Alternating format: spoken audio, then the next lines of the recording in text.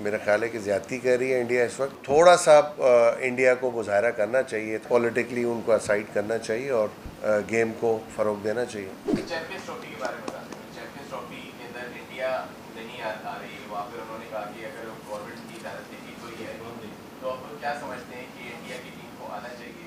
और इंडिया देखें, Asia cup है और अब चैंपियंस ट्रॉफी है, एशिया कप में भी नहीं आई थी इंडिया। मेरा ख्याल है कि ज़्यादती कर रही है इंडिया इस वक्त और थोड़ा सा पॉजिटिव लेना चाहिए इंडिया को इस चीज़ में। इंडिया एक बहुत ही टॉप की टीम है इस वक्त दुनिया की। T20 में भी वर्ल्ड कप जीता है आपने, ODI के अंदर भी रनर अप रहे थे वो।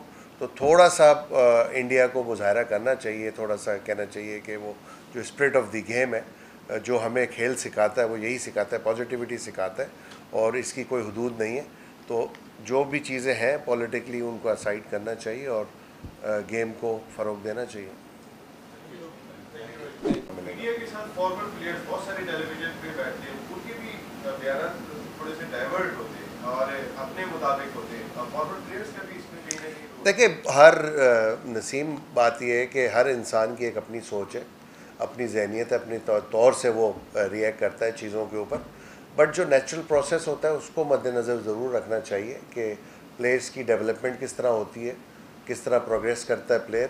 तो हर एक के अपने स्टेक्स हैं। बहुत सारे ऐसे क्रिकेटर्स हैं, कुछ बेचारे अनफॉर्चुनेटली जॉब सीकर्स हैं, उस जॉब की वजह से वो इस तरह के बयानबाजी कर रहे होते हैं, बयानात दे रहे होते हैं, बट कंस्ट्रक्टिव क्रिटिसिज्म मुझे नज़र नहीं आती उनके अंदर।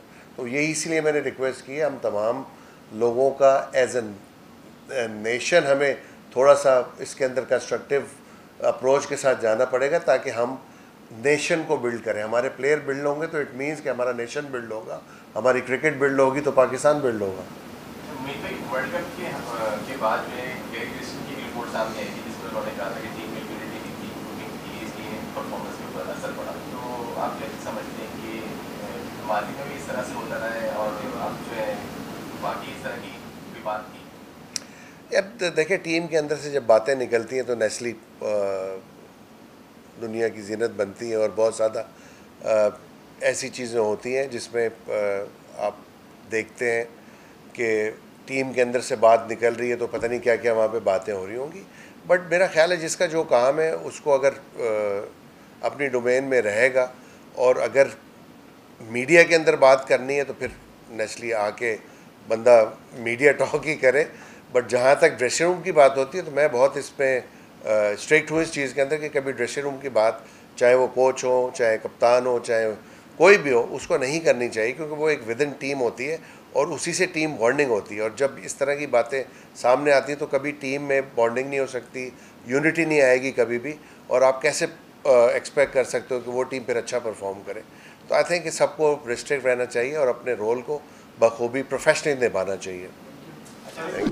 आपको पता ही है, एक मेरी जो पर्सनल अपनी एफिलिएशन है कोयटा ग्लैडिएटर के साथ, not only Quetta gladiator but Nadeem भाई के साथ जो पर्सनल एक एफिलिएशन हमारी पिछले 35 साल से, जिसमें हम टाइम टू टाइम इसको अब बात कर लें, इसको छोड़ शोर करता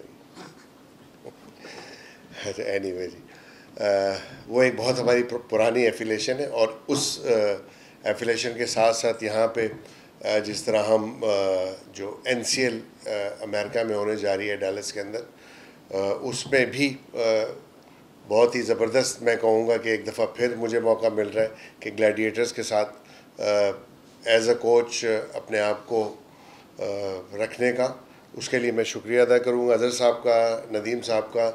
नदीम साहब के भी टीम में स्टेक्स होंगे और अज़हर साहब को बहुत ज़्यादा मुबारकबाद पेश करूँगा जिस तरह उन्होंने सिंगल हैंडेडली पूरी दुनिया में दौरे कर के जिस तरह लोगों को इंगेज किया, जितने बड़ी बड़ी पर्सनालिटीज़ को इंगेज किया। तो उम्मीद करता हूँ और विश भी करूँगा कि अल्लाह ताला ये लीग को कामयाब करे ताकि ये जो सफ़र है हमारा इंशाअल्लाह ताला जब तक क्रिकेट चल रही है ये चलता रहे। दोनों पार्टनर्स को बहुत ज़्यादा मुबारकबाद पेश करूँगा, उमर ग्रुप को, नदीम भाई को और अज़हर साहब को, जिस तरह ये एफिलिएशन हुई है और जिस तरह ग्लैडिएटर्स का अभी नसीम ने जिक्र किया कि हम इस नाम को जो है श्रीलंका में भी इंट्रोड्यूस कराया नदीम भाई ने। और नदीम भाई की बहुत बड़ी कंट्रीब्यूशन रही है हमेशा से, नॉट ओनली कि क्रिकेट के लिए, जिस तरह भी नसीम ने बताया कि हॉकी के लिए भी और दीगर स्पोर्ट्स में भी नदीम भाई हमेशा बड़े दिल से स्पॉन्सरशिप भी करते हैं और ऑर्गेनाइज़ करने के लिए बहुत ज़्यादा मेहनत भी करते हैं। उसके लिए एक बहुत बड़ी उमर स्पोर्ट्स की टीम है यहाँ पे, जिसमें अज़हर भाई इस वक्त इस वेंचर को लीड कर रहे हैं। उनको भी बहुत बहुत मुबारकबाद पेश करना चाहूँगा कि इस तरह की ये डील मटेरियलाइज हुई है और आगे इंशाल्लाह ताला यूएसए में नॉट ओनली कि जो लोकल टैलेंट है उसमें भी पाकिस्तानी, आपको पता है बच्चे वहाँ पे खेल रहे हैं, कुछ इंडिया से भी लड़के खेल रहे हैं, श्रीलंका से भी खेलते हैं वहाँ पे। बट मैं समझता हूँ कि अज़हर साहब के होने से बहुत ज़्यादा फ़र्क ये पड़ेगा कि पाकिस्तान से बहुत ज़्यादा टैलेंट जो है वो इस लीग में हमें नज़र आएगा इंशाल्लाह ताला। So thank you very much for providing the opportunity for the youngsters Azhar, thank you and once again wish all the best for both the parties. Thank you very much. Saud साहब आपका भी शुक्रिया, आज आप बहुत खूबसूरत लग रहे हैं माशाअल्लाह।